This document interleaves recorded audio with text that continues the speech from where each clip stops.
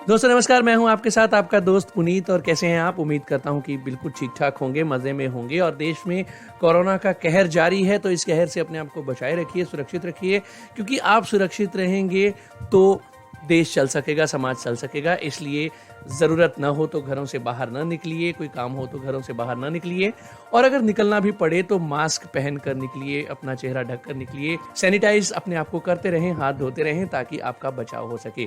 Comedy colours आप सुनते हैं रेडियो उड़ान पर, मेरे यानी पुनीत के साथ। और आज है शुक्रवार और मैं हो चुका हूं एक बार फिर से आपके लिए ये प्रोग्राम लेकर। और आप रेडियो उड़ान को अपना फीडबैक दे सकते हैं हमारी वेबसाइट www.radioudan.com पर, या हमारी mail@radioudan.com या radioudan@gmail.com पर भी आप अपना फीडबैक दे सकते हैं। हमारे यूट्यूब चैनल को सब्सक्राइब कीजिए, जहां से आप रेडियो उड़ान के प्रोग्राम से रिलेटेड लेटेस्ट अपडेट्स हासिल कर सकते हैं, और हमारे कम्युनिटी कलर्स जैसे प्राइम शोज को लाइव सुन सकते हैं। हमारा यूट्यूब चैनल www.youtube.com/radio उड़ान, हमारा फेसबुक पेज लाइक कीजिए www.facebook.com/radio उड़ान, और इसके साथ साथ हमारे व्हाट्सएप ग्रुप्स में जुड़कर भी आप अपने फीडबैक दे सकते हैं। बहरहाल आपके फीडबैक्स हमें समय समय पर मिलते भी रहते हैं, और उन्हीं फीडबैक्स और सजेशंस के मुताबिक हम अपने प्रोग्राम्स को और अपने इवेंट्स को तैयार किया करते हैं। हमें बहुत ज़्यादा खुशी होती है जब आप हमें अपने सजेशंस और फीडबैक्स देते हैं। और इसके साथ साथ हम आपको ये भी बता दें कि आप हमारे प्रोग्राम हमारी ऐप्स प्ले स्टोर और ऐप स्टोर दोनों से डाउनलोड करके भी सुन सकते हैं, या जो कंप्यूटर यूज़र हैं उनके लिए प्लेलिस्ट हमारी वेबसाइट www.radioudan.com पर अवेलेबल है, जहां से डायरेक्ट प्ले का बटन प्रेस करके भी आप हमें सुन सकते हैं, या हमारी विनैम्प या VLC मीडिया प्लेयर के लिए डिज़ाइन की गई प्लेलिस्ट से भी आप रेडियो उड़ान के प्रोग्राम्स का लुत्फ़ उठा सकते हैं। तो चलिए अब ज़्यादा बातें ना करते हुए शुरू करते हैं प्रोग्राम कम्युनिटी कलर। सबसे पहले सुनते हैं न्यूज़ हेडलाइंस।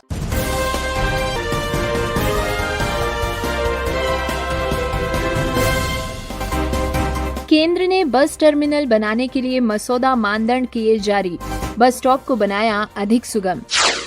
चेन्नई बाढ़ योजना को बनाया जा रहा है विकलांगता समावेशी। IRCTC ने भारतीय रेलवे के सहयोग से मुंबई सेंट्रल रेलवे स्टेशन पर बिस्तर के आकार के विश्राम कक्ष माने पॉड रिटायरिंग रूम्स खोले हैं। 4 महीनों के बाद भी पीड़िता के घर परिवार का नहीं लग रहा है पता, तलाश में जुटी है अलीगढ़ पुलिस। कृत्रिम अंग लगाने की सर्जरी करने के लिए पुलिस ने की पैसे की मदद। पोलियो से पीड़ित एक स्कूल अध्यापक ने राष्ट्रीय बेंच प्रेस प्रतियोगिता में पाया चौथा स्थान। केंद्र अब दे सकता है राज्य सरकारों को अपनी प्रेस वार्ता में साइन लैंग्वेज इंटरप्रीटर्स उपलब्ध कराने का निर्देश, सुप्रीम कोर्ट में याचिका दाखिल।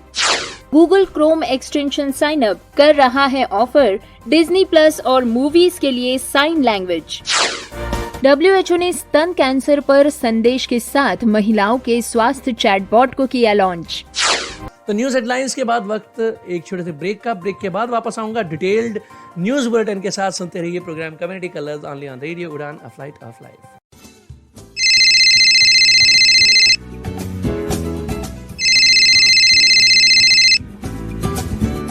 Hello hello Bittu.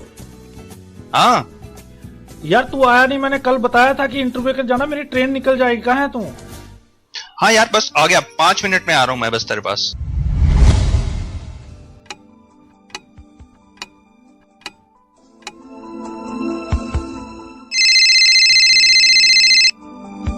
हेलो। हाँ यार बिट्टू 5 मिनट रह गए, मेरी ट्रेन निकल जाएगी। कहाँ है तू? बस यार बाहर ही हूँ, आ रहा हूँ तो बस वेट कर, आ गया मैं।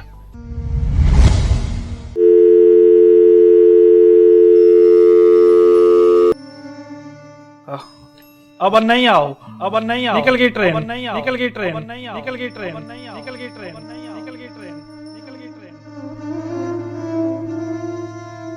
काश कि आपने सही समय पर केन का इस्तेमाल सीख लिया होता, तो आज हालात ऐसे न होते।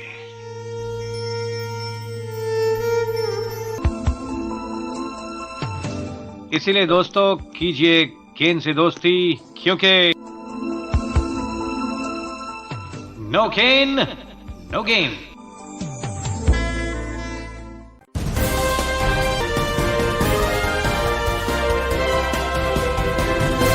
Welcome back to your own favourite show comedy colours only on radio Udaan a flight of life में हाजिर हो चुका हूं आपका दोस्त पुनीत।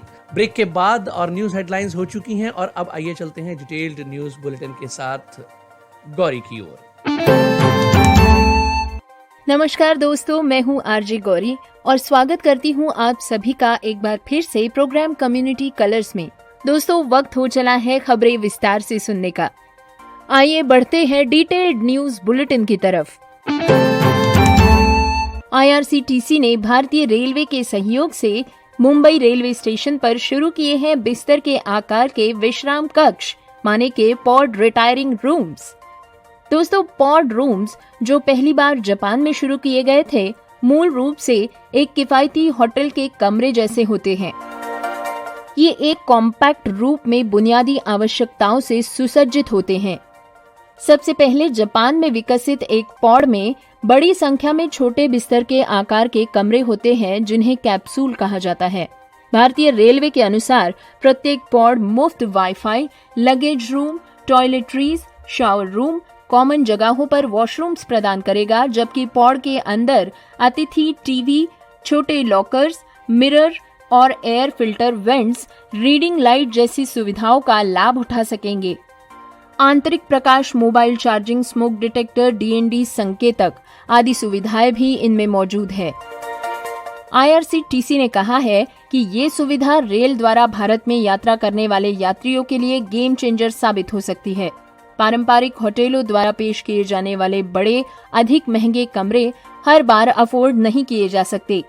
ये कैप्सूल्स उन लोगों के लिए विकल्प है जो खर्चा नहीं करना चाहते हैं या बड़े महंगे होटल के कमरे पसंद नहीं करते हैं। ये अवधारणा बार बार आने वाले यात्रियों, बैकपैकर्स, एकल यात्रियों, कॉर्पोरेट्स अधिकारियों और अध्ययन समूहों आदि के लिए सबसे उपयुक्त होगी। IRCTC के अनुसार पॉड के लिए 12 घंटे के लिए प्रति व्यक्ति 999 रुपए का शुल्क और 24 घंटों के लिए 1999 रुपए का शुल्क तय होगा। इस सुविधा में 3 श्रेणियों में कुल 48 पॉड्स हैं। इनमें से 30 क्लासिक पॉड्स हैं, जिनमें से 7 केवल महिलाओं के लिए आरक्षित है। शेष में 10 निजी रूप के और 1 निःशक्त जनों के लिए आरक्षित है, जबकि क्लासिक पॉड्स और लेडीज ओनली पॉड्स एक अतिथि के लिए आराम से फिट होंगे। प्राइवेट पॉड में कमरे के भीतर एक निजी स्थान भी होगा, जबकि दिव्यांगों के लिए एक कमरा आराम से 2 मेहमानों को व्हीलचेयर के मुफ्त आवागमन के लिए जगह के साथ फिट करेगा। कृत्रिम अंग लगाने की सर्जरी करने के लिए पुलिस ने की पैसे की मदद। दोस्तों, दिल्ली पुलिस ने घंटे भर में एक दिव्यांग लड़के के लड़खड़ाते हुए कदमों को सहारा दिया है। ये एक ऐसी बात थी जो नामुमकिन लग रही थी, लेकिन दिल्ली पुलिस ने बस एक झटके में इसे पूरा कर दिया। एक सड़क दुर्घटना में अपने पिता और अपनी एक टांग गवा चुके 21 वर्षीय अतुल कुमार के लिए 25,000 रुपए जुटा पाना नामुमकिन हो रहा था, लेकिन जैसे ही उत्तरी जिले के पुलिसकर्मियों को इसका पता चला, उन्होंने तुरंत 25,000 रुपए जुटाकर अतुल को दे दिए। अब अतुल अपने पैर की सर्जरी करवाकर कृत्रिम अंग लगवाएंगे।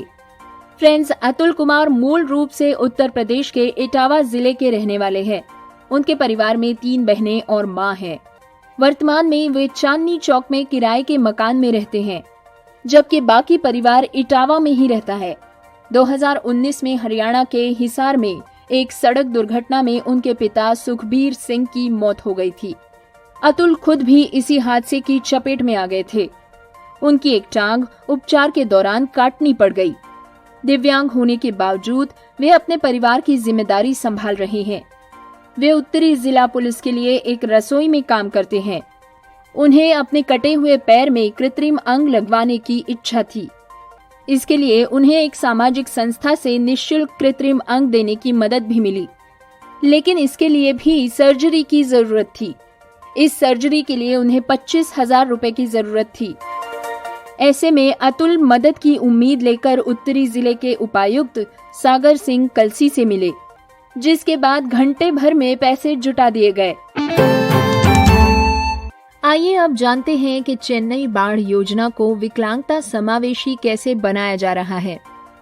फ्रेंड्स, 6 नवंबर से 11 नवंबर के बीच शहर में भारी बारिश के बाद चेन्नई के केके नगर में बाढ़ आने के बाद 40 वर्षीय सेल्वम के पास अपना घर छोड़कर 7 नवंबर 2021 को सुरक्षित स्थान पर जाने के अलावा कोई विकल्प नहीं था। सेल्वम एक लोकोमोटर विकलांगता के साथ रहते हैं और व्हील चेयर का उपयोग करते हैं।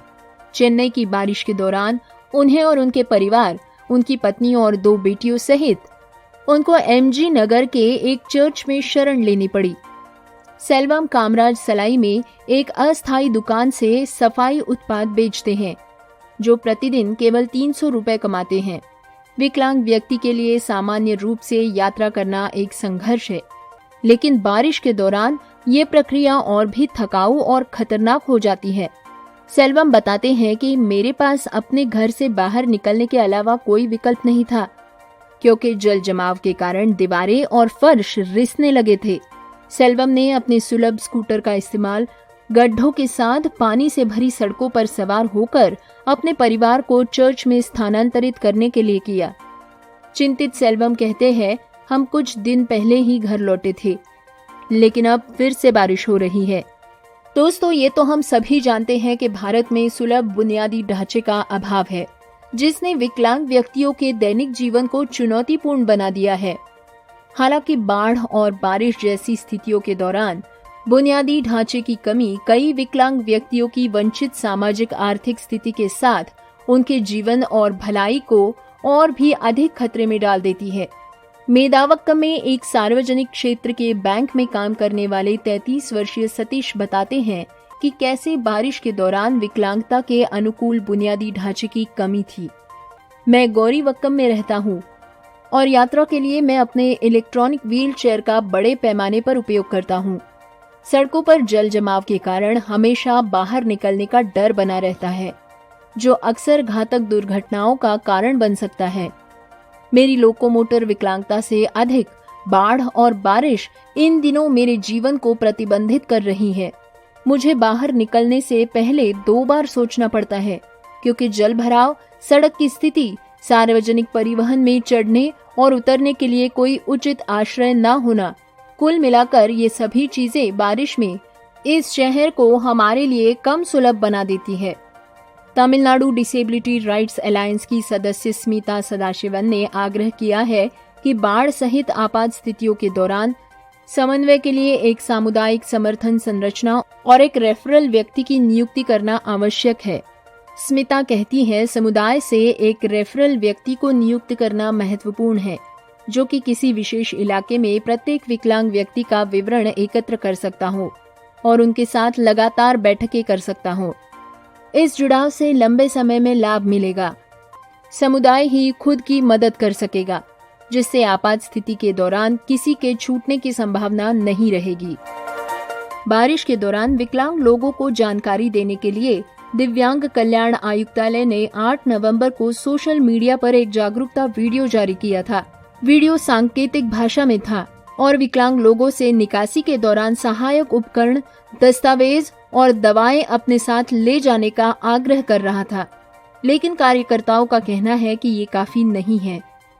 वीडियो उन विकलांग लोगों के लिए काम नहीं कर सकता है जिनके संचार के तरीके और जरूरतें अलग होती हैं। उदाहरण के लिए, सुनने में अक्षम व्यक्ति को किसी ऐसे व्यक्ति की सहायता की आवश्यकता होगी जो होंठ पढ़ सकता हो और भारतीय सांकेतिक भाषा भी जानता हो।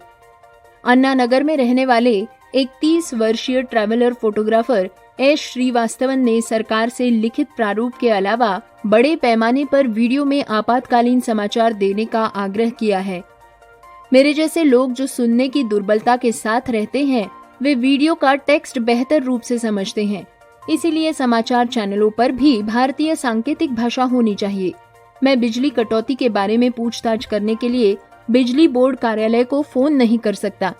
ऐसे में मुझे बारिश में मदद के लिए दौड़ना पड़ता है, इसीलिए चैट, SMS जैसे तंत्र हमारे लिए अपनाए जाने चाहिए।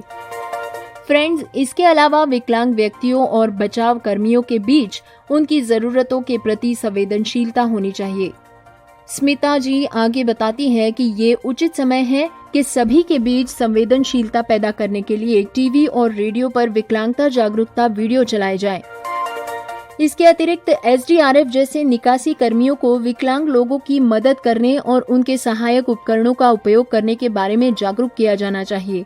महत्वपूर्ण रूप से इस बारे में जमीनी स्तर पर कर्मियों को संबंधित करने के लिए समुदाय के एक सदस्य को शामिल किया जाना चाहिए। विकलांग लोगों को कॉल करने के लिए आयुक्तालय के पास एक हेल्पलाइन नंबर भी है। ये नंबर है 1800-4250-111। दोस्तों फिर से एक बार ध्यान दें, ये नंबर है 1800-4250-111।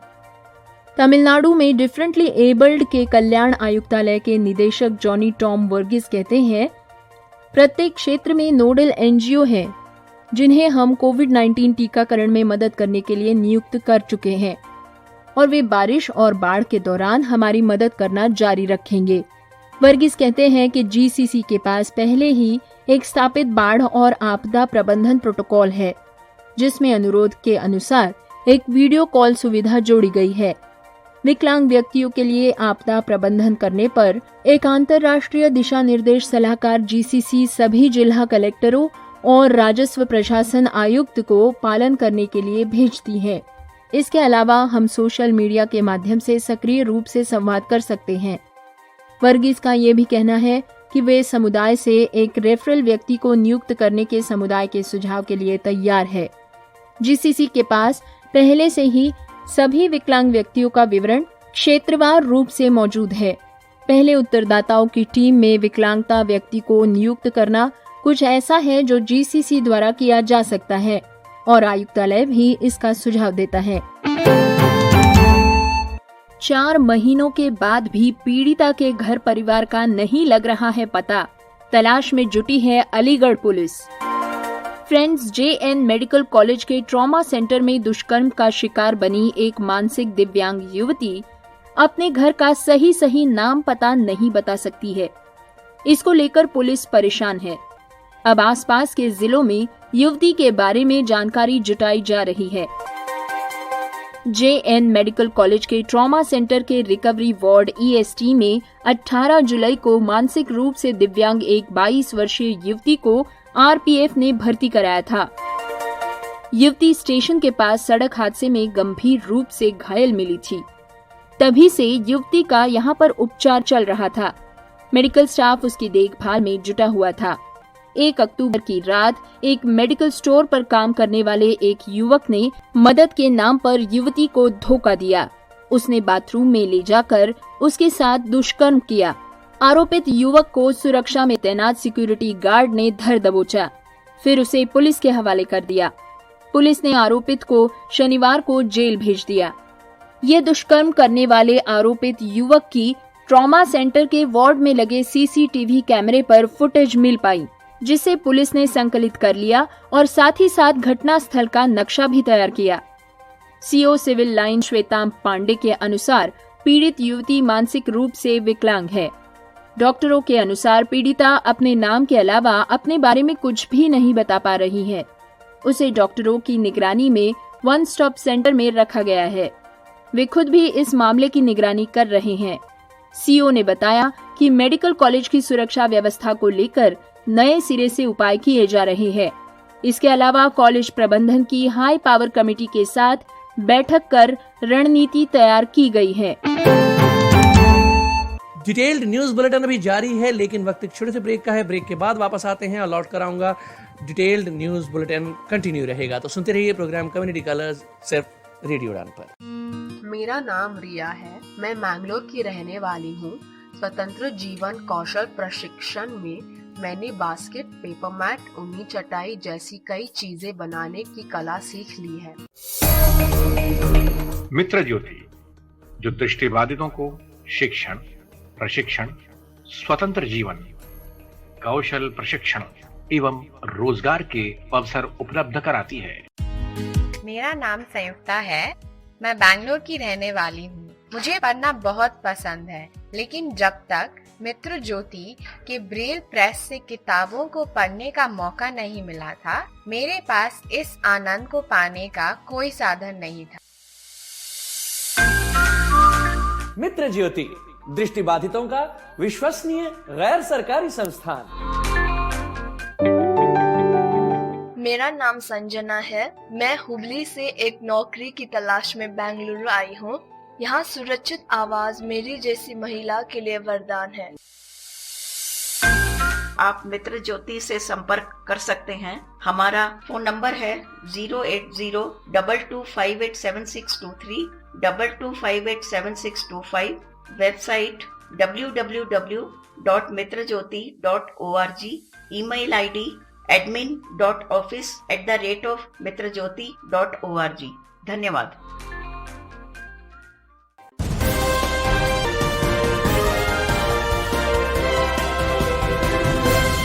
प्रोग्राम में फिर से स्वागत। डिटेल्ड न्यूज बुलेटिन जारी है, सुनते रहिए कम्युनिटी कलर्स प्रोग्राम। आगे बहुत कुछ है। My opinion section, community colours का एडिटोरियल भी होगा, लेकिन पहले सुन लेते हैं डिटेल्ड न्यूज बुलेटिन का बाकी हिस्सा। पोलियो से पीड़ित एक स्कूल अध्यापक ने राष्ट्रीय बेंच प्रेस प्रतियोगिता में पाया चौथा स्थान। फ्रेंड्स, इस कहानी का नायक एक अध्यापक है। इनका नाम है सतवीर। सतवीर को दाहिनी टांग में पोलियो के कारण विकृति आ गई थी, लेकिन सतवीर ने टांग की इस विकृति को बस टांग तक ही रखा। ऐसी कोई विकृति उनके मन या मस्तिष्क पर हावी नहीं हो सकी। सतवीर हौसले को अपना सहारा मानकर आगे बढ़ते रहे और अंत में उन्होंने वो कर दिखाया जो कई लोग नहीं कर सकते थे।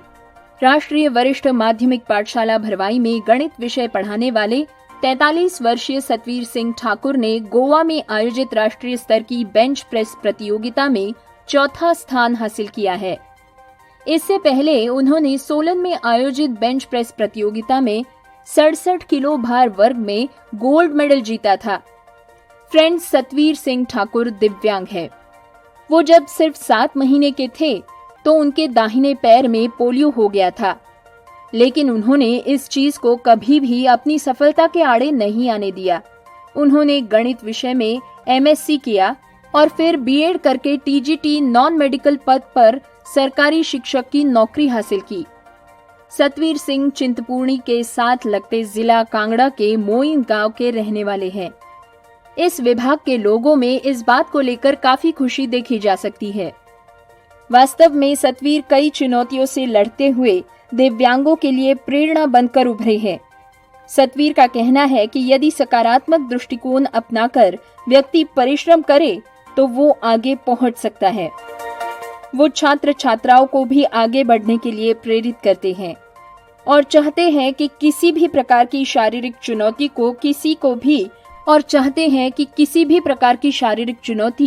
किसी को भी कुछ बड़ा करने से रोक नहीं पाए। हमें अपने ध्येय पर ही ध्यान देना होगा। फ्रेंड्स, सतवीर का अपने लक्ष्य के प्रति जुटे रहना एक मिसाल है, जिसकी आज हर जगह सराहना हो रही है। केंद्र अब दे सकता है राज्य सरकारों को अपनी प्रेस वार्ता में साइन लैंग्वेज इंटरप्रीटर्स उपलब्ध कराने का निर्देश। सुप्रीम कोर्ट में याचिका दाखिल। फ्रेंड्स, एक जनहित याचिका सुप्रीम कोर्ट में दायर की गई है, जिसमें केंद्र सरकार राज्य सरकारों और केंद्र शासित प्रदेशों को प्रधानमंत्री द्वारा आयोजित सभी आधिकारिक प्रेस ब्रीफिंग्स में एक इन फ्रेम सांकेतिक भाषा दुभाषिया प्रदान करने का निर्देश देने की मांग की गई है। ये कदम विकलांग व्यक्तियों के अधिकार अधिनियम 2016 के अनुसार केंद्र सरकार के अन्य मंत्री, मुख्यमंत्री और राज्य सरकार के अन्य मंत्री और विकलांग जनों के बीच कम्युनिकेशन गैप को भरने के लिए उठाया जा रहा है। याचिका में दावा किया गया है कि सांकेतिक भाषा तक पहुंच सुनने में अक्षम लोगों का मूल मानवाधिकार है। याचिका में कहा गया है कि सुनने में अक्षमता वाले व्यक्तियों के लिए संचार बाधाओं को तोड़ने और समाज में भाग लेने के लिए सांकेतिक भाषा तक पहुंच महत्वपूर्ण है। करपगम, याचिकाकर्ता जो एक विकलांगता अधिकार कार्यकर्ता है और मद्रास उच्च न्यायालय में अभ्यास करने वाली दृष्टिबाधित महिला अधिवक्ता भी है। करपगम का कहना है कि वो कई डिफरेंटली एबल्ड संगठनों और डिफरेंटली एबल्ड लोगों के संपर्क में है विशेष रूप से श्रवण बाधित। कई सुनने में अक्षम लोगों ने भारत के प्रधानमंत्री, भारत के विभिन्न राज्यों के मुख्यमंत्रियों और अन्य मंत्रियों द्वारा आयोजित समाचार ब्रीफिंग्स को समझने में कठिनाई व्यक्त की है, जिसने उन्हें याचिका दायर करने के लिए विशेष रूप से विवश किया है। Advocate on record Nupur Kumar के माध्यम से दायर अपनी याचिका में करपगम ने तर्क दिया है कि सांकेतिक भाषा वो सेतु है जो बाकी दुनिया को उन लोगों से जोड़ती है जिनकी सुनने की क्षमता या मौखिक विकलांगता है। प्रतीकों के अलावा हाथों, उंगलियों, बाहों, सिर और चेहरे के भावों का उपयोग करके बनाए गए इशारों की श्रृंखला सांकेतिक भाषा का निर्माण करती है। दोस्तों, याचिका में ये तर्क भी दिया गया है कि प्रेस वार्ताएं प्रधानमंत्री, राष्ट्रपति और राज्यों के मुख्यमंत्रियों सहित अन्य मंत्रियों द्वारा सरकार में विभिन्न विकासों के बारे में जनता को अवगत कराने के लिए महत्वपूर्ण बैठकें होती हैं। इनमें से लोगों के लिए नई योजनाएं, परियोजनाएं और जनहित और अन्य जानकारी दी जाती हैं। लेकिन भारत में आयोजित सभी प्रेस ब्रीफिंग्स न तो समावेशी है और न ही सुलभ है। याचिका विकलांग व्यक्तियों के अधिकारों पर संयुक्त राष्ट्र सम्मेलन 2006 पर निर्भर करती है, जिसका अनुच्छेद 9 विकलांग व्यक्तियों के लिए सूचना और प्रौद्योगिकी की पहुंच प्रदान करता है। अनुच्छेद 21 और 24 में भी उनके प्रावधानों में सांकेतिक भाषा का उल्लेख है। याचिकाकर्ता न्यायालय का ध्यान विकलांग व्यक्तियों के अधिकार अधिनियम की धारा 2F की ओर आकर्षित करते हैं, जो कि संचार की परिभाषा करता है। इसके अनुसार संचार में संचार के साधन और प्रारूप, भाषाएं, पाठ का प्रदर्शन, ब्रेल, स्पर्श संचार, संकेत, बड़े प्रिंट, सुलभ मल्टीमीडिया, लिखित ऑडियो वीडियो दृश्य प्रदर्शन, सांकेतिक भाषा, प्लेन लैंग्वेज, मानव पाठक संवर्धित और वैकल्पिक तरीके और सुलभ सूचना और संचार प्रौद्योगिकी शामिल है। इसके अलावा इसी अधिनियम की धारा 42 में उपयुक्त सरकार पर ये कर्तव्य है कि वो सूचना और संचार को लोगों के इस वर्ग के लिए सुलभ बनाने के लिए श्रवण और वाक विकलांग व्यक्तियों के लिए सांकेतिक भाषा दुभाषियों सहित सुविधाएं प्रदान करे। याचिका में कहा गया है कि 2016 का अधिनियम स्पष्ट रूप से विकलांग व्यक्तियों के खिलाफ भेदभाव को प्रबंधित करता है, जिसमें सार्वजनिक लाभ, कार्यक्रमों या सेवाओं तक सार्थक पहुंच प्रदान करने में विफल होना शामिल है। याचिका में कहा गया है कि राष्ट्रीय या राज्य की आपात स्थितियों और प्राकृतिक आपदाओं के दौरान अन्य बातों के अलावा सार्वजनिक लाभ योजनाओं, हेल्पलाइन आदि से संबंधित महत्वपूर्ण जानकारी सरकारों द्वारा प्रेस ब्रीफिंग के माध्यम से भेजी जाती है। ऐसी स्थितियों में सांकेतिक भाषा के दुभाषियों की अनुपस्थिति एक सरकारी कार्यक्रम या लाभ के लिए श्रवण बाधित लोगों की पहुंच में बाधा डाल सकती है, जिससे उनके साथ एक असमान तरीके से व्यवहार हो सकता है। Google Chrome extension sign up कर रहा है ऑफर डिज्नी प्लस और मूवीज के लिए साइन लैंग्वेज। दोस्तों, sign up Google Chrome extension अधिक सुलभ कैप्शनिंग के लिए स्ट्रीमिंग प्लेटफॉर्म डिज्नी प्लस पर अमेरिकी सांकेतिक भाषा व्याख्या को ओवरले करता है। ये ASL के छात्रों के लिए एक मीडिया अभिगम्यता उपकरण के साथ एक शिक्षण उपकरण भी है। साइन अप बच्चों और वयस्कों के लिए मुख्य धारा की फिल्मों का आनंद लेने का एक मजेदार तरीका है। फ्रेंड्स, अब ASL शिक्षकों और सुनने में अक्षम समुदाय की मदद से 17 वर्षीय मारिएला सेटो द्वारा स्थापित साइन अप लगातार मूवी लाइब्रेरी का विस्तार कर रहा है। इस ऐप की आवश्यकता इसलिए महसूस की गई क्योंकि सुनने में अक्षम समुदाय के कई युवा लिखित कैप्शन को अवर्णनीय पाते हैं, यहाँ तक कि वे मीडिया साइटों से अनुपस्थित रहते हैं। फ्रेंड्स, इसे इंडिया बेस्ड एक टेक कंपनी के साथ साझेदारी में विकसित किया गया है। मारिएला कहती है, मैं हमेशा बहुत बड़ी डिज्नी प्रशंसक रही हूँ।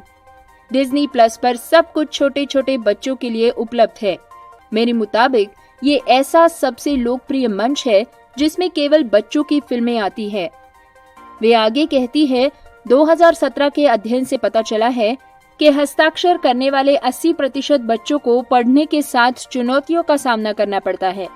इसका उपयोग ASL छात्रों के लिए एक शिक्षण उपकरण के रूप में भी किया जाएगा। फ्रेंड्स, साइन अप की क्या अच्छी शुरुआत हुई है। जब से मैरिएला ने इसे लॉन्च किया है, साइन अप को जबरदस्त प्रतिक्रिया मिली है। वेबसाइट पर हजारों विजिटर्स, सोशल मीडिया पोस्ट पर सैकड़ों लाइक्स और दर्जनों ईमेल्स आ चुके हैं। यहाँ पर साइन अप वेबसाइट पर कुछ प्रशंसा पत्र दिए गए हैं जो बताते हैं कि ये ऐप सुनने में अक्षम बच्चों और उनके माता पिताओं के लिए कितना मायने रखता है। जेरोड मिल्स का कहना है, साइन अप बस अद्भुत है। मेरा बेटा सुनने में अक्षम पैदा हुआ था और कुछ समय पहले तक कैप्शंस ने उसके लिए कुछ नहीं किया था। वो केवल 8 वर्ष का है, इसीलिए अक्सर कैप्शंस बहुत तेज हो जाते हैं, लेकिन साइन अप उन फिल्मों तक पूर्ण पहुंच प्रदान करता है जिन्हें वो पसंद करता है और अब वो उन्हें और भी अधिक प्यार करता है। हम अंत में पूर्ण पहुंच प्राप्त करने के लिए बहुत रोमांचित है।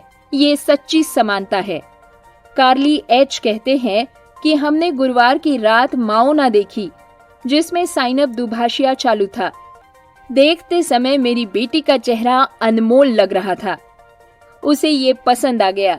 वो अभी तक पढ़ती नहीं है, इसीलिए कैप्शंस का कोई मतलब नहीं है। ये पहली बार था जब उसे फिल्म तक पूर्ण पहुंच प्राप्त हुई। साइन अप का शुक्रिया। एक अन्य यूजर सबरीना ली बताती है, ये एक अविश्वसनीय संसाधन है। इसे विकसित करने में लगने वाले समय और प्रतिभा के लिए बहुत बहुत धन्यवाद। मेरा बेटा, जिसे नॉन स्पीकिंग ऑटिज्म है, हाई स्कूल ASL क्लास ले रहा है और हम हमेशा ASL को एक्शन में देखने के तरीके देख रहे हैं। डिज्नी प्लस पर ASL कैप्शन के साथ वर्तमान में उपलब्ध कुछ video Moana, Zootopia, the Incredibles, Frozen, Toy Story, Luca आदि है। दोस्तों, मैरिएला ने मुफ्त ऐप के रूप में साइन अप को लॉन्च किया है। हालांकि साइन अप तेजी से बढ़ रहा है और मैरिएला ने विज्ञापन के लिए GoFundMe शुरू किया है, अधिक दुभाषियों को काम पर रखा है और नेटफ्लिक्स और हुलू जैसे अन्य प्लेटफॉर्मों में विस्तार किया है। आइए दोस्तों, अब सुनते हैं सिमुलेशन पर आधारित एक रिपोर्ट। सिमुलेशन को अच्छी ब्रीफिंग और डीब्रीफिंग के साथ अच्छी तरह से डिजाइन करने की आवश्यकता है ताकि अनपेक्षित व्यवहार परिवर्तन और गलतफहमी से बचा जा सके। दोस्तों, ये रिपोर्ट लिखी है शेरिल बर्ग स्टाहलर ने। विकलांग छात्रों की एक बढ़ती संख्या उच्च शिक्षा की तैयारी के लिए पूर्व महाविद्यालय की कक्षाओं में भाग लेती है। कई शिक्षकों और प्रशासकों के पास विशिष्ट आवाज के बारे में सीमित ज्ञान होता है, जो विकलांग छात्रों के लिए सीखने की सुविधा प्रदान कर सकता है। व्यावसायिक विकास में इस क्षेत्र में उनके ज्ञान और कौशल को बढ़ाने की क्षमता है। ऐसे में लोगों को निःशक्तता के अनुभवों का अनुकरण, जैसे आंखों को ढककर या व्हीलचेयर पर बैठकर कार्य पूरा करना, कभी कभी ये दिखाने के लिए उपयोग किया जाता है कि विकलांग होना कैसा होता है। लेकिन विकलांगता अध्ययन के उभरते प्रतिमानों के संदर्भ में प्रशिक्षण के इस रूप की आलोचना की गई है, जो इस प्रश्न की ओर ले जाता है कि क्या विकलांगता से संबंधित सिमुलेशन का उपयोग कभी उचित है। शेरिल बर्ग स्टाहलर के इस लेख में विकलांगता से संबंधित सिमुलेशन के सकारात्मक और नकारात्मक पहलुओं का पता लगाया गया है। एक सिमुलेशन सिखाने की गतिविधि विकसित करने के लिए वास्तविकता के तत्वों का प्रतिनिधित्व करना पड़ता है ताकि प्रतिभागियों का कौशल विकसित हो सके, उन्हें ज्ञान प्राप्त हो सके या उस वास्तविकता के बारे में अपना दृष्टिकोण वे बदल सके। सिमुलेशन का उपयोग अक्सर संगठनों और व्यक्तियों को वास्तविक जीवन के अनुभवों की तुलना में चुनौतीपूर्ण मुद्दों को अधिक तेजी से और कम जोखिम वाले तरीकों से निपटने में मदद करने के लिए किया जाता है, चाहे आमने सामने की बैठकों में या कंप्यूटर के माध्यम से वितरित किया हो। सिमुलेशन एकेडमिक, संगठनात्मक और व्यावसायिक सेटिंग्स के भीतर एक आकर्षक सीखने की रणनीति प्रदान करता है। इस पत्र के लेखकों सहित कुछ विद्वानों और चिकित्सकों का मानना है कि जीवन गतिविधियों में विकलांग व्यक्तियों के समावेश को अधिकतम करने के लिए समाज को सुलभ वातावरण बनाना चाहिए। आइए अब सुनते हैं सिमुलेशन के अनुभव का एक उदाहरण जिसे प्रशिक्षक द्वारा सफल माना गया है। इसमें छात्रों और प्रशिक्षक जो व्हीलचेयर उपयोग करता है उनके बीच निरंतर संपर्क शामिल है। इस प्रोफेसर ने अपने छात्रों के साथ एक सिमुलेशन का इस्तेमाल किया। अभ्यास का उद्देश्य छात्रों को स्वयं विकलांगता को समझने के बजाय विकलांग लोगों के कलंक को समझने में मदद करना था। एक समय में एक छात्र ने स्वेच्छा से व्हील चेयर पर बैठकर गतिशीलता में कमी होने का अनुकरण किया। बाकी शिक्षार्थियों ने देखा कि विश्वविद्यालय समुदाय ने उस व्यक्ति को कैसी प्रतिक्रिया दी। इमारतों में प्रवेश करने, कैफेटेरिया में भोजन करने और लिफ्ट का उपयोग करने जैसे बुनियादी कार्यों का संचालन करते हुए छात्रों ने व्हील चेयर में बारी बारी से कदम रखा। व्हील चेयर में बैठे व्यक्ति ने समूह के साथ अपने अनुभव पर चर्चा भी की और कक्षा ने जो देखा उसे साझा किया। छात्र ने निष्कर्ष निकाला कि ये अभ्यास विकलांगता के बारे में दृष्टिकोण में सुधार करने में सफल रहा। विशेष रूप से प्रतिभागियों ने सीखा कि लोग व्हील चेयर में लोगों के प्रति संरक्षण और मनोबल गिराने के लिए कार्य करते हैं और उम्मीद करते हैं कि एक व्हील चेयर उपयोगकर्ता स्वतंत्र रूप से कार्य न कर पाए। इन अनुकरण अनुभवों के माध्यम से छात्र रूढ़ियों और मिथकों की पहचान करने में सक्षम रहे। विकलांगता के बारे में बुनियादी तथ्यों को वो सीख पाए। इसके बाद उन्होंने इस पर एक यथार्थवादी दृष्टिकोण बनाया। विकलांग लोगों के साथ सामाजिक दृष्टिकोण के परिणाम स्वरूप व्यवहार में बदलाव किया, न कि स्थिति के परिणाम स्वरूप।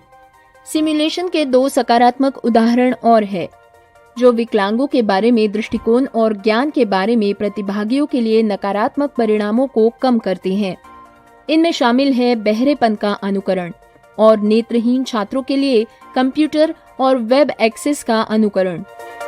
ये प्रयोग सहभागियों को सहायक तकनीक के साथ साथ सुलभ वेबसाइट की डिजाइन विशेषताओं के बारे में प्रश्न पूछने के लिए प्रोत्साहित करते हैं, जिनके द्वारा ब्रेल आउटपुट जैसे विकल्पों पर चर्चा की जा सकती है और साथ ही अन्य प्रकार की अक्षमताओं जैसे विशिष्ट सीखने की अक्षमता वाले लोगों के लिए टेक्स्ट टू स्पीच तकनीक के अनुप्रयोग पर चर्चा की जा सकती है। इन प्रयोगों के जरिए प्रतिभागियों को सुनने के यांत्रिकी के बारे में भी प्रश्न पूछने में सक्षम किया गया। श्रवण बाधित होने की अदृश्य प्रकृति को ये प्रकट करने के लिए शामिल किया जाना चाहिए कि यदि कोई छात्र ध्यान नहीं दे रहा है तो उसके साथ कोई समस्या भी हो सकती है। दोस्तों, सिमुलेशन के नकारात्मक परिणामों में कुछ बेबुनियादी ख्याल शामिल है, जैसे कि विकलांग व्यक्तियों के साथ काम करने के बारे में बढ़ती हुई चिंता और विकलांगता के अनुभवों के बारे में गलतफहमियां होना। हालांकि उपयुक्त डिजाइन, सावधानी पूर्वक सुविधा, खुली चर्चा और विकलांग लोगों की भागीदारी के साथ सिमुलेशन के नकारात्मक परिणामों से बचा जा सकता है।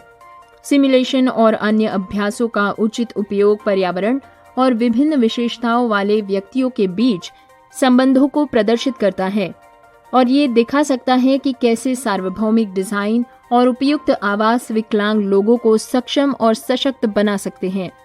डॉक्टर शेरिल बर्गस्टाहलर वॉशिंगटन विश्वविद्यालय में DOIT विकलांगता अवसर इंटरनेट वर्किंग और प्रौद्योगिकी परियोजना का निर्देशन करते हैं। DOIT विकलांग छात्रों की उत्तर माध्यमिक कार्यक्रमों और करियर में सफलता को बढ़ावा देता है। WHO ने स्तन कैंसर पर संदेश के साथ महिलाओं के स्वास्थ्य चैटबॉट को किया लॉन्च। फ्रेंड्स, हर साल अक्टूबर में स्तन कैंसर जागरूकता माह मनाया जाता है। WHO ने महिलाओं के स्वास्थ्य पर एक नया इंटरैक्टिव चैटबॉट लॉन्च किया है। इसमें शामिल किए जाने वाले संदेशों का पहला सेट स्तन कैंसर से संबंधित है। एक ऐसा नया चैटबॉट जो ग्राहकों के मोबाइल फोन पर सीधे स्वास्थ्य जानकारी देने के लिए वाइबर प्लेटफॉर्म का उपयोग करता है। पहले चैटबॉट्स ने कोविड-19, मानसिक स्वास्थ्य और धूम्रपान बंद करने पर जानकारी प्रसारित की थी। नए चैटबॉट की सदस्यता लेने वाले लोगों को स्तन कैंसर के जोखिम को कम करने के लिए लक्षणों और उपचार के विकल्पों के बारे में जानकारी दी जाएगी। शुरुआत में अंग्रेजी, ग्रीक, हंगेरियन, रूसी और यूक्रेनी में ये लॉन्च किया गया है। चैटबॉट जल्द ही अन्य भाषाओं में भी उपलब्ध होगा। साझा करने के लिए मंच पर सहायक नारों के साथ रंगीन स्टिकर्स भी इसमें लगाए गए हैं।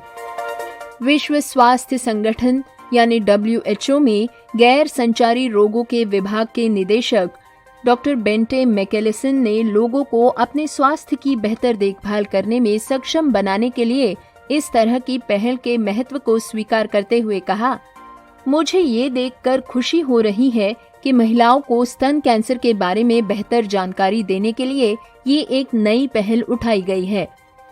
स्तन कैंसर अब दुनिया भर में कैंसर का सबसे आम रूप है।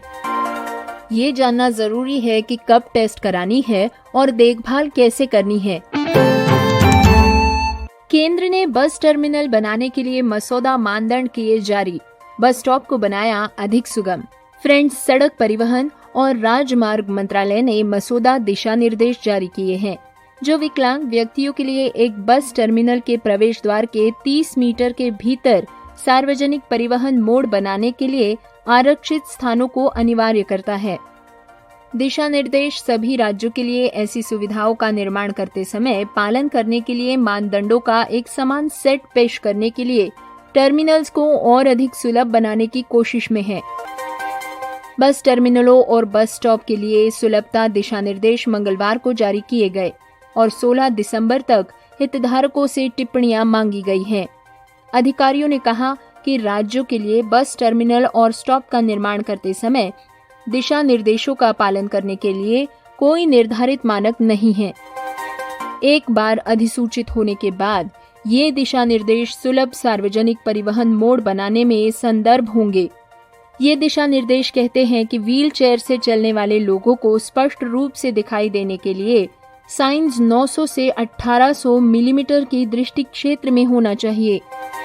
सफेद छड़ी उपयोगकर्ताओं या दृष्टिबाधित लोगों के लिए दिशा निर्देश राज्यों को ये सुनिश्चित करने के लिए कहती हैं कि दिशात्मक संकेत, पेड़ की शाखाएं, तार, रस्सी, सार्वजनिक टेलीफोन बूथ, बेंच और सजावटी जुड़नार जैसी कोई भी उभरी हुई वस्तु इनके क्षेत्र में न हो। इन्हें सफेद छड़ी का उपयोग करने वाले व्यक्ति की सीमा को ध्यान में रखते हुए स्थापित किया जाना चाहिए। दृष्टिबाधित व्यक्तियों को चेतावनी देने के लिए सीढ़ी या एक्सीलेटर के नीचे एक बाधा या ध्वनि वस्तु प्रदान की जानी चाहिए। दुर्घटनाओं के जोखिम को कम करने के लिए पैदल मार्ग, हॉल, गलियारे या अन्य संचालन स्थानों में स्पष्ट हेडरूम होना चाहिए। सफेद छड़ी की रेडियल रेंज 1200 मिलीमीटर चौड़ी एक बैंड है।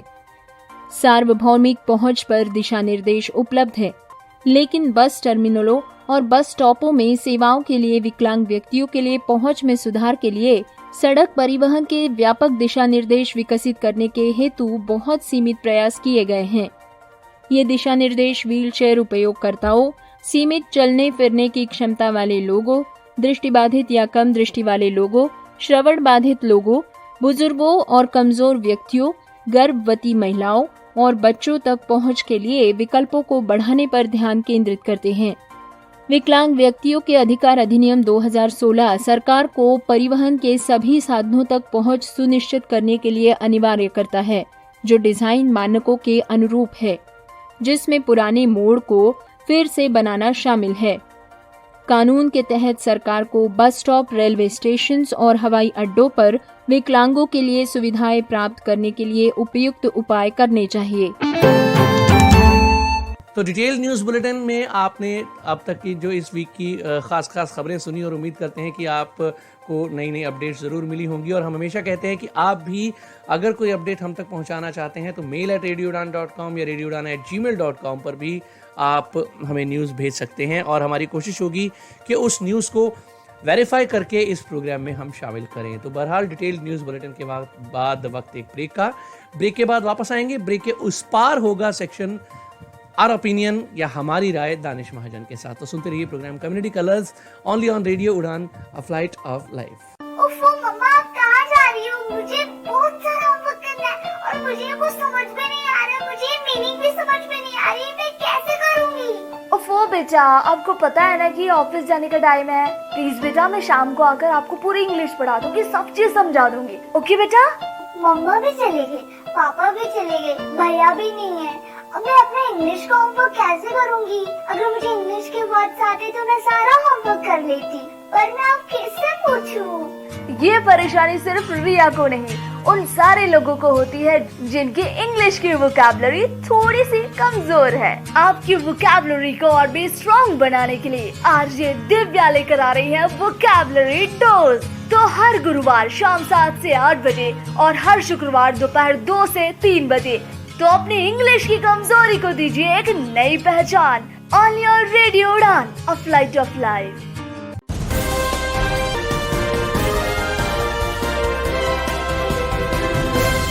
ब्रेक के बाद मैं फिर से आपके साथ हूं, आपका दोस्त पुनीत। और चलिए अब बढ़ते हैं माय ओपिनियन सेक्शन की ओर। पेश कर रहे हैं दानिश महाजन।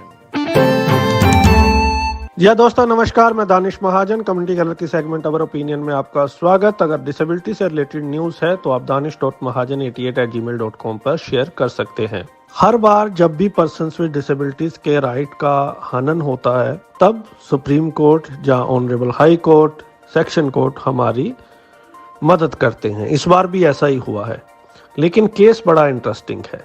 तो हाल ही में मेडिकल एंट्रेंस एग्जाम हुआ, उसमें तमाम पर्सन्स विद डिसेबिलिटीज ने भी पार्टिसिपेट किया। लगभग 2684 बच्चे सिलेक्ट हुए जिन्हें एडमिशन मिलेगी। उनमें से एक जो पर्सन्स विद डिसेबिलिटी थे, जिनकी डिसेबिलिटी 40% है और डिस्ग्राफिया था जिनको, उन्हें कंपनसेटरी टाइम नहीं दिया गया जो पर्सन्स विद डिसेबिलिटीज को दिया जाता है, और उन्हें एडमिशन भी नहीं दी गई क्योंकि वो फीस जमा करवाने में थोड़ा लेट हो गए थे। उन्होंने सुप्रीम कोर्ट में अप्रोच किया। सुप्रीम कोर्ट में उन्होंने कहा कि मुझे ये टाइम नहीं दिया गया, जिसके कारण मेरा जो रैंक है, जो 2684 बच्चे सेलेक्ट हुए उसमें 17 समथिंग है, मैं एग्जैक्ट भूल रहा हूं। तो अगर मुझे वो टाइम दिया जाता तो मेरी रैंकिंग और इम्प्रूव होती। सुप्रीम कोर्ट ने कहा ये बात तो बिल्कुल सही है, तो ऐसा कैसे कर सकते हैं। जो नेशनल टेस्टिंग एजेंसी है, उन्होंने अपना जो रिप्लाई डाला, उन्होंने कहा कि अब ऐसा नहीं हो सकता क्योंकि 15 लाख बच्चों ने पार्टिसिपेट किया था, इससे तो पूरी मेरिट लिस्ट जो हिल जाएगी। अब उनके नंबर बढ़ेंगे, जो उनके आगे वाले हैं वो पीछे हो जाएंगे, जो पीछे वाले हैं वो और पीछे हो जाएंगे, तो ऐसा पॉसिबल नहीं है। तो जो हमारे ऑनरेबल जस्टिस साहब हैं D.Y. चंद्रचूड़, और उनकी बेंच में A.S. बोपान्ना साहब थे इस केस को डील कर रहे, उन्होंने कहा तो क्या ये हमारी गलती है, आपने ऐसा किया ही क्यों। तो क्या हमारा कॉन्स्टिट्यूशन ये कहता है कि एक भी शख्स ऐसा नहीं होना चाहिए जिसके साथ अन्याय हो, जिसको न्याय ना मिले। तो आप जो भी कीजिए प्रॉपर कीजिए और इनको एडमिशन दीजिए और इनको कंपनसेटरी टाइमिंग का बेनिफिट दीजिए। तो बहरहाल ये सुप्रीम कोर्ट का फैसला है, आगे देखते हैं इस पर क्या रिव्यू होगा या किस तरह से NTA निकालता है। लेकिन ये एक बड़ी जीत है कि आगे से जो एग्जाम कंडक्टिंग बॉडीज हैं वो ध्यान रखेंगी कि भैया हम अगर ऐसा करेंगे तो बाद में हमारे साथ दिक्कत होने वाली है, और हमेशा अवेयरनेस के लिहाज से तो ये अच्छा ही होता है। तो this is a fantastic judgement, direction और ऑर्डर, व्हाटएवर हम उसे बोले, लेकिन ये एक बहुत अच्छी चीज हुई है। तो अगर सुप्रीम कोर्ट इतना विजिलेंट हो गया तो बहुत जल्द हमारे जो राइट्स हैं वो संरक्षित होंगे और लोग अवेयर होंगे, और कोई भी जुर्त नहीं करेगा कि हमारे राइट्स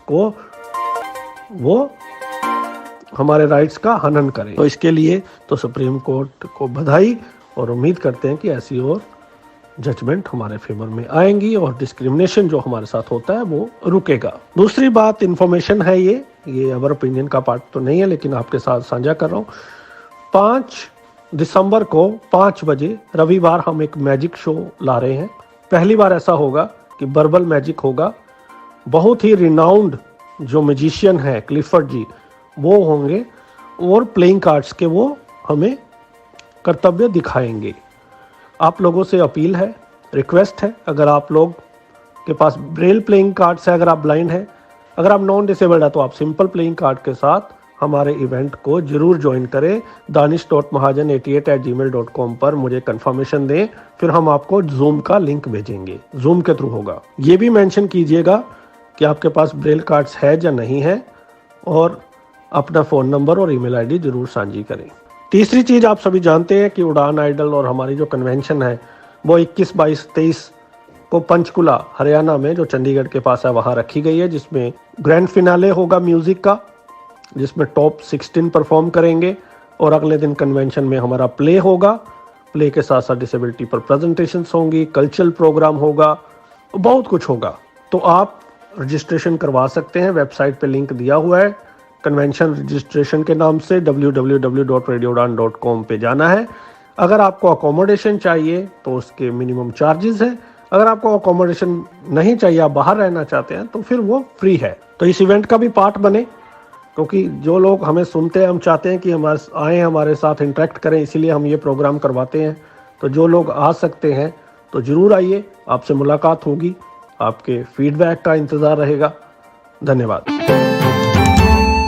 उम्मीद करेंगे कि आपको ये सेगमेंट पसंद ज़रूर आया होगा और आप अपना फीडबैक इस सेक्शन और पूरे प्रोग्राम के मुताल्लिक हमें ज़रूर देंगे। और फीडबैक देने के जो तरीके हम पहले प्रोग्राम की शुरुआत में बता चुके हैं, तो आप किसी भी तरीके से अपना फीडबैक हमें भेज सकते हैं। प्रोग्राम के अब अंजाम का वक्त हो रहा है, लेकिन चलते चलते अब आइए आखिर में प्रोग्राम के जानते हैं न्यूज़ हेडलाइंस एक बार फिर।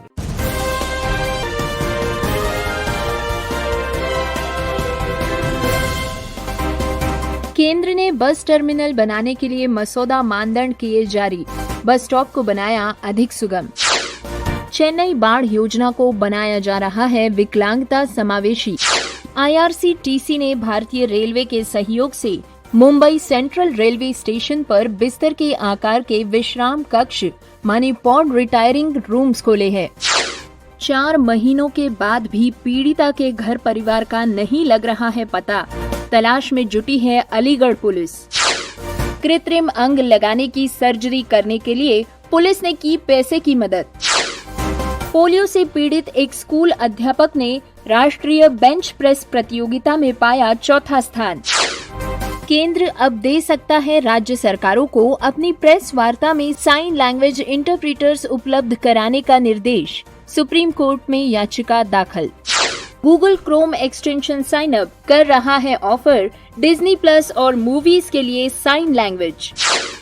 WHO ने स्तन कैंसर पर संदेश के साथ महिलाओं के स्वास्थ्य चैटबॉट को किया लॉन्च। तो इसी के साथ मुझे यानी पुनीत को आज का प्रोग्राम खत्म करने की दीजिए इजाजत। बाय बाय, गुड नाइट, शब्बा खैर, जय हिंद, जय भारत।